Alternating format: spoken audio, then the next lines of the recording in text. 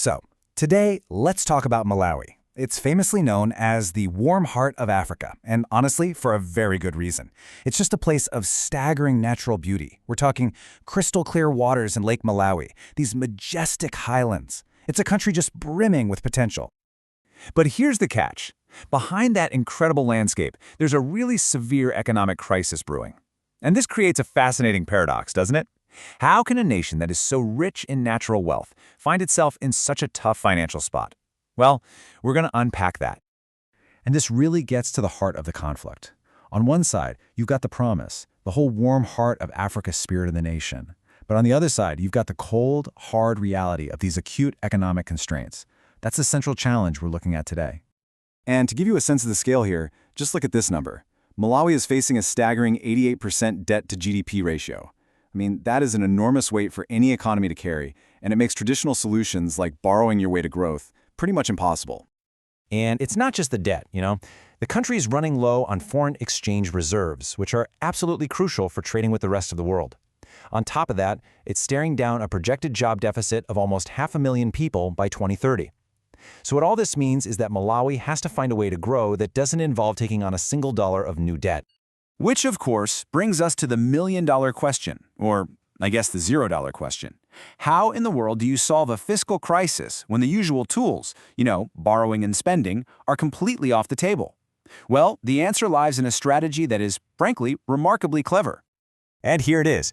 It's called the Malawi Ecotourism Strategic Blueprint. And this isn't about finding new money. It's about being way smarter with the assets you already have.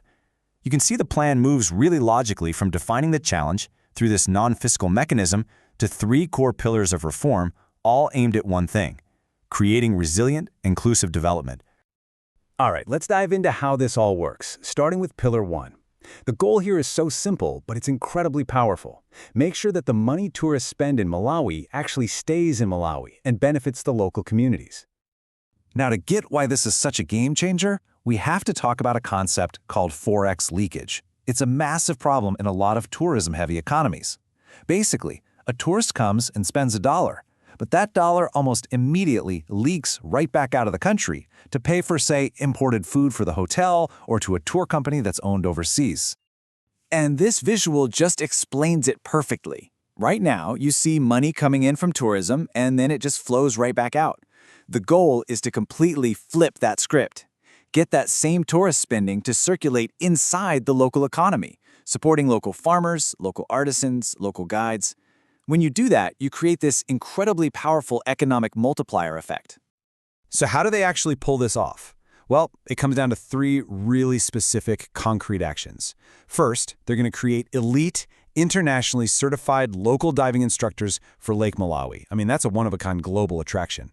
Second, they're going to use mobile training units to bring practical skills like wildlife guiding directly to people in remote communities. And third, they're going to fund 200 new local small businesses to supply the tourism sector with everything from food to handicrafts. It's about building a completely self-sufficient local ecosystem. Okay, so that brings us to Pillar 2. And this is all about building systems that are smart, self-funding, and are actually built to last for the long haul. And this right here is where the plan gets really, really innovative. Because it raises the obvious next question, right? If the government is broke, how on earth do you pay for all this ambitious training and development?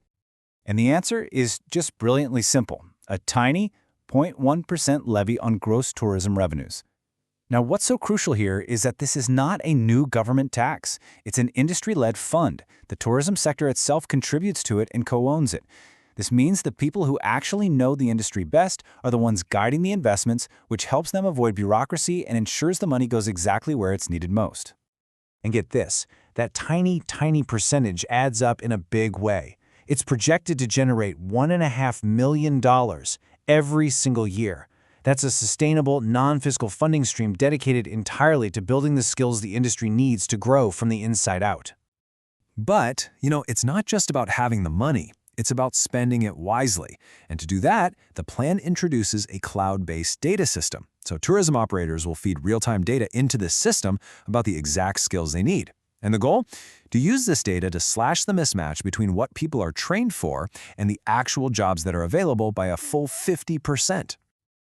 Okay, So you've built up local capacity. You've created a sustainable funding system. Now for the final, critical piece of the puzzle. Pillar 3. How do you get the word out to the rest of the world and really put Malawi on the global tourism map? And the scale of this challenge is just massive. I mean, in 2024, Malawi ranked an astonishing 115th out of 119 countries on the Travel and Tourism Development Index. That is a huge visibility problem that just has to be overcome. So the plan tackles this with a sharp, two-pronged attack. First, aggressive market access, literally getting Malawian tourism businesses to the world's biggest travel trade fairs to make direct sales. And second, high-impact digital storytelling. This means creating world-class video content that showcases what makes Malawi so unique, its conservation successes, Lake Malawi, to really attract that modern, conscious traveler online. So when you put all of these pieces together, what you have is something much bigger than just a tourism plan for one country. It really becomes a new model for growth. And this, right here, is the absolute genius of it all. The entire plan is powered by international grants and technical assistance, not new loans.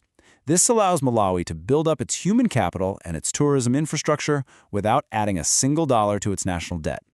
And the plan itself says it so powerfully. This is not just a plan for Malawi. It is a blueprint for resilient, inclusive economic development in any debt-distressed nation. This really shows a new way forward. And that leaves us with a really provocative and honestly hopeful question. In a world full of complex challenges and limited resources, can smart, creative strategy actually be more powerful than money? I think the world is going to be watching the warm heart of Africa to find out.